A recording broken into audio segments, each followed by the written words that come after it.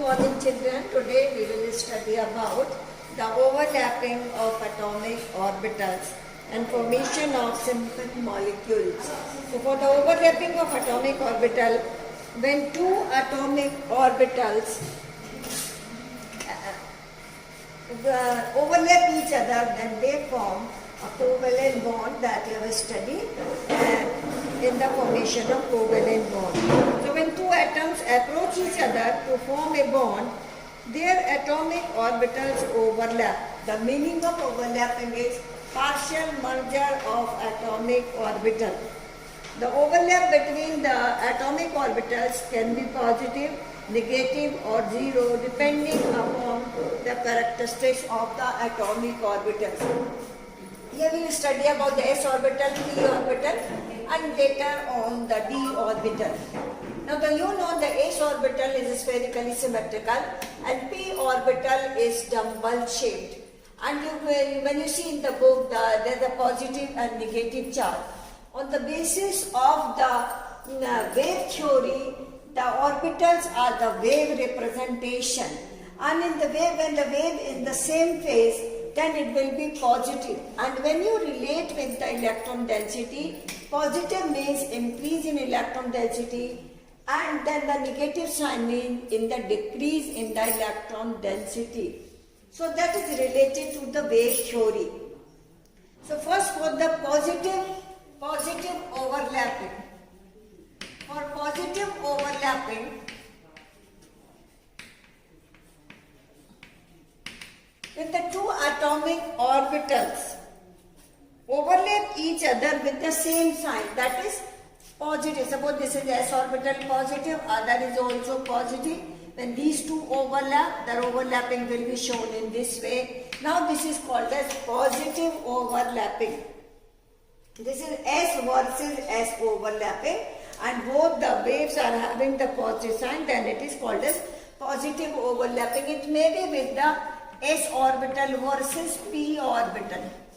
This is positive, this is positive, then it is called as positive overlapping. Or it may be P versus P. So when we can write P versus P and both are positive, then this is also the positive overlapping. Then the second is the negative overlapping. In the negative overlapping,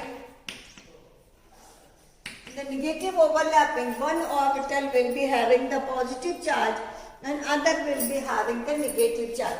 Here we can write one positive, one negative. And then here we can write the one positive, one negative charge is here. So then it is called as negative overlapping. So in this case, these are called as negative overlapping. It involves the overlap of the lobes of opposite signs. It leads to the repulsive interaction. Positive overlapping results in the attractive interactions, whereas the negative overlapping results in the repulsive interactions. And the third is zero overlap. When the orbitals are not having the same symmetry, or this is, suppose this is the p orbital, this is s orbital, then this is called as the zero overlapping. So in this way, when this is suppose positive, this is negative, positive, then it is called as the zero overlapping. Zero overlapping. So there may be the zero overlapping. So this zero overlapping, this involves inability of any kind of interaction forces. No interaction forces will be working there because there is an insufficient overlapping. So then it is called as the zero overlapping. So overlapping may be positive, it may be negative, or it may be zero overlapping. The positive, negative and zero overlap of s and p orbitals, you have seen here. And the criteria of overlap of atomic orbital of combining atom is the main factor for formation of covalent bonds both in homoatomic as well as in the heteroatomic. Now the main postulate for the concept of covalent bond formation is first, is the covalent bonds are formed by the overlapping of half-filled orbital. The covalent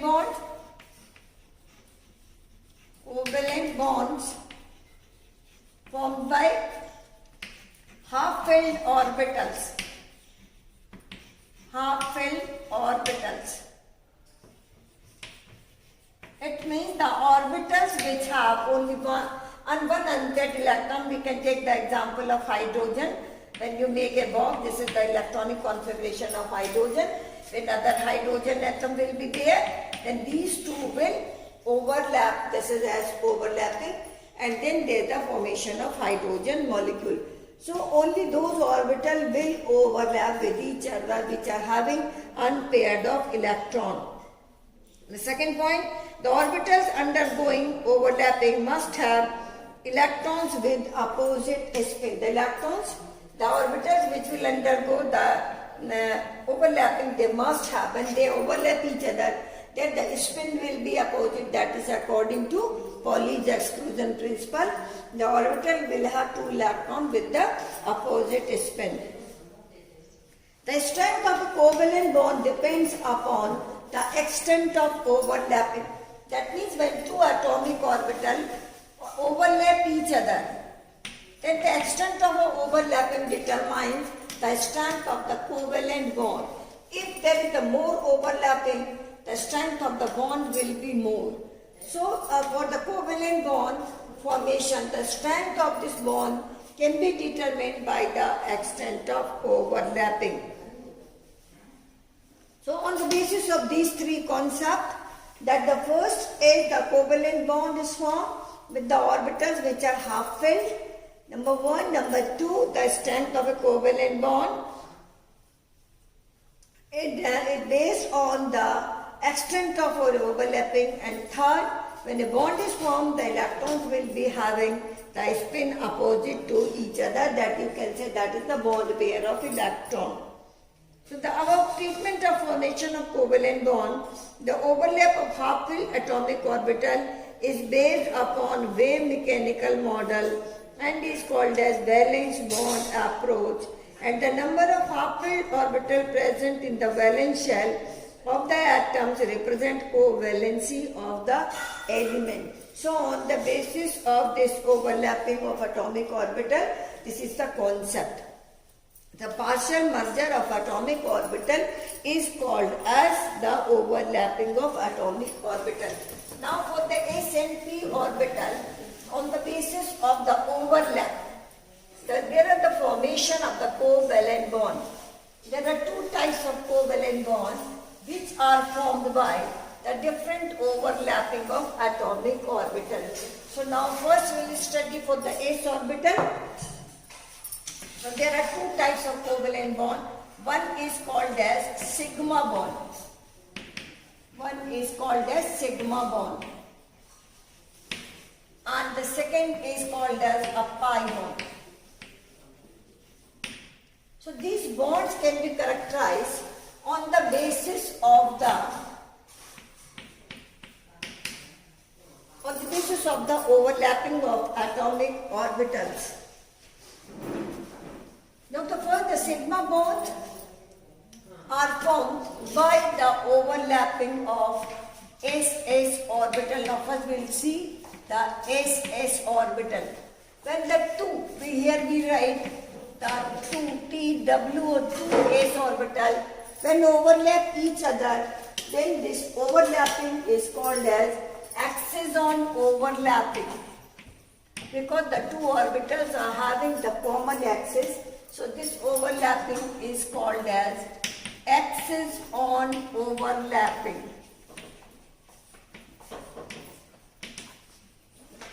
So this can be explained for the formation of hydrogen molecule, because hydrogen has one s orbital. So there the SS overlapping, these two orbitals have common axis, and now this type of overlapping is called as the overlapping of two s orbital is called as SS overlapping. So we can explain the formation of hydrogen molecule in which the electronic configuration is 1s1. So it's one orbital s orbital is having one electron and the other hydrogen atom also is having the one electron. So here these two will share because these electrons are unpaired electron, and that's why these electrons will be shared, and then this overlapping is called as excision overlapping, and this bond formed is called as the sigma bond. As you know, the two bonds are formed, which is one is called as sigma bond and other is called as the pi bond. So sigma bond is formed by axial overlapping of atomic orbital. So we can define the SS overlap. I am repeating, it involves mutual overlap of half-filled s orbital of the atoms approaching to form a bond. The bond formed is called SS sigma bond. So when two atoms are approaching to each other, then they are having one unpaired electron. So this overlapping is called as axis-on overlapping. This is called as axis-on overlapping, or this is also called as head-on overlapping. Head-on overlapping. So when the two orbitals are having one common axis, then this orbital overlap is called as axis-on overlapping and head-on overlapping, and the bond formed is called as the sigma bond. So by the SS overlapping, the bond formed is called as the sigma bond. Now we'll see the second type of overlapping, that is called as sp overlapping.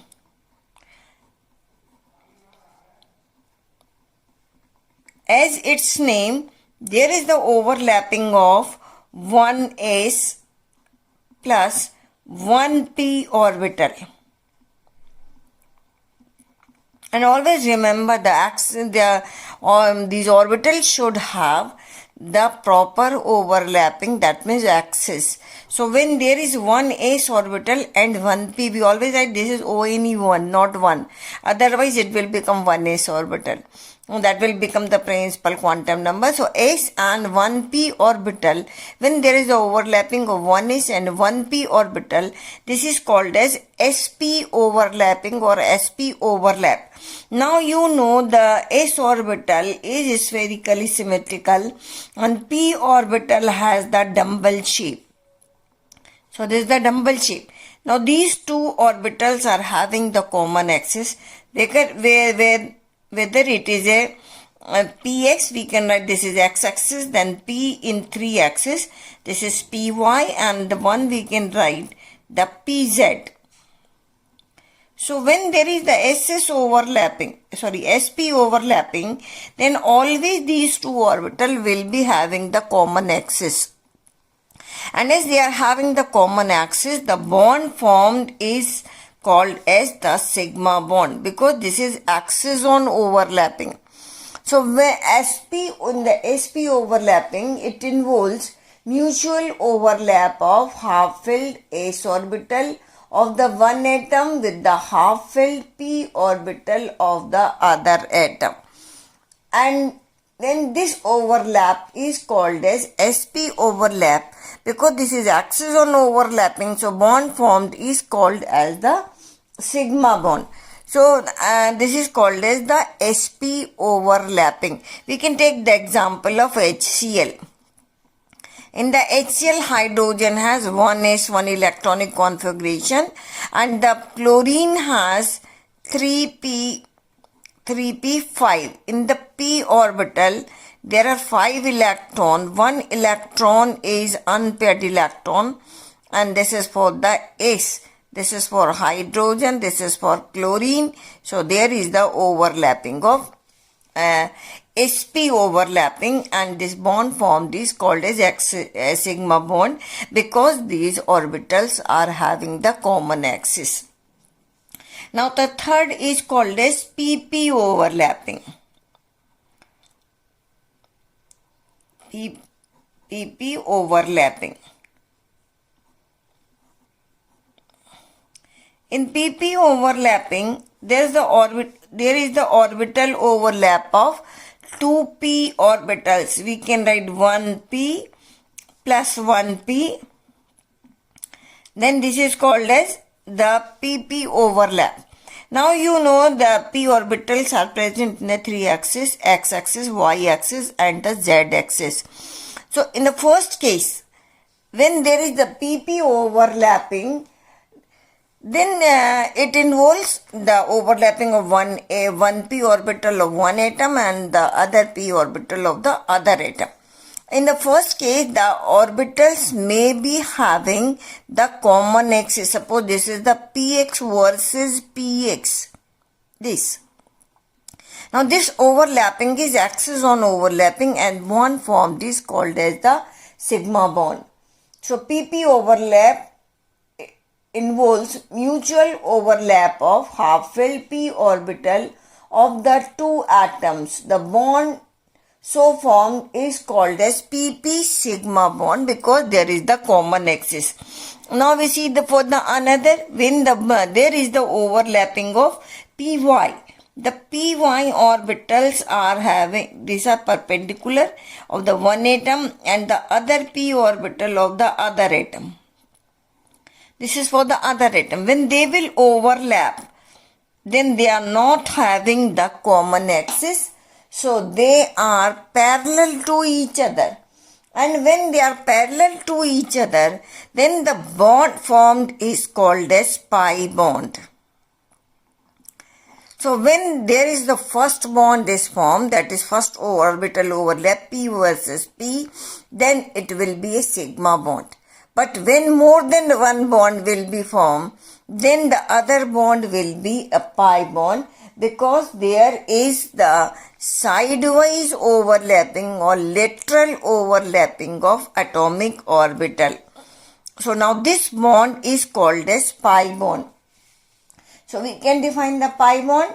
This type of covalent bond is formed by the lateral or sidewise overlap of the atomic orbitals. So when there is a sidewise overlap of atomic orbital, then it is called as pi bond. Then it may be in the z-axis we can make. In the z-axis, then again there is the sidewise overlap. So when the orbitals have sidewise overlapping, then the bond formed is called as pi bond. So the bond may be sigma bond or a pi bond. Now, sigma bond is formed by the axis on overlapping of atomic orbital, whereas pi bond is formed as sidewise overlapping of atomic orbital or lateral overlapping of the atomic orbital. So in this way we can explain the formation of sigma and pi bond. Now when you see the sigma bond is a very strong bond because there is axis on overlapping, and a covalent bond is characterized by the extent of overlapping. In case of axis on overlapping, the more overlapping is there, so bond formed is a strong bond. So we can say the sigma bond is a strong bond comparative to the pi bond, because in the pi bond there is the overlapping, but this overlapping is less comparative to axis on overlapping. So we can say sigma bond is a stronger bond comparative to the pi bond. And when a pi bond is formed, before that there is a formation of a sigma bond. The pi bond cannot be formed alone. So when there is a formation of multiple bond, we can say for the oxygen molecule. For oxygen molecule, the electronic config, the p orbital, there are the 3 p orbitals in the oxygen molecule. This is one oxygen atom, this is the second oxygen atom. So we can put one pair of electron here, and then the two unpaired electrons are here. Put one pair here, and here one single electron, either single electron, and then one pair I am putting here. Now this bond is the sigma bond, This bond is a sigma bond because there is axis on overlapping, but this p orbital are parallel to each other. So this bond is the pi bond. So in the formation of oxygen molecule, when we write the O double bond O, in this there is a one sigma and pi bond, one pi bond. So pi bond cannot be formed before the sigma bond. So always there is the formation of the sigma bond, and after that there is the formation of the pi bond. So it is because of the fact that the atoms constituting a single bond prefer to form a strong sigma bond first, and after that there is the formation of the pi bond. And the sigma bond which is formed here, that will determine the structure of the covalent molecules. So by using the sigma bond, we can determine the structure of the covalent molecules. Let us see the comparison of sigma and pi bond. First for the sigma bond, then for the pi bond. So first for the sigma bond, this bond is formed by the axial overlap of atomic orbital. The pi bond is formed by the sidewise overlap of atomic orbitals, as you have already studied.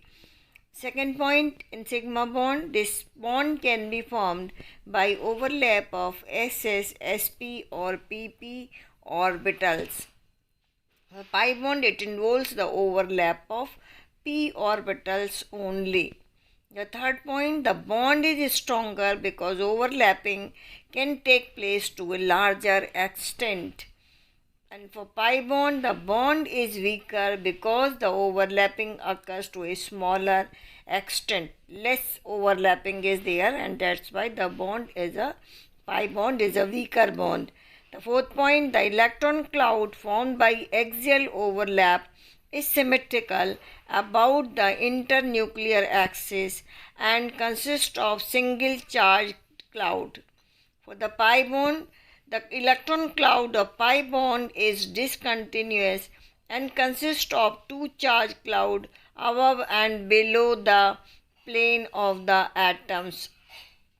Now fifth point, for the sigma bond, there can be a free rotation of atoms around a sigma bond, and for the pi bond, free rotation of atoms around pi bond is not possible because it involves the breaking of pi bond. The sixth point, the bond may be present between the two atoms either alone or along with pi bond. The pi bond is always present between the two atoms along with the sigma bond. That is, it is always superimposed on sigma bond. Seventh point, the shape of molecule is determined by the sigma framework around the central atom. The pi bonds do not contribute to the shape, however they modify the dimension of the molecule. So this is the comparison of the sigma and pi bond, and then you have seen the formation of sigma and pi bond.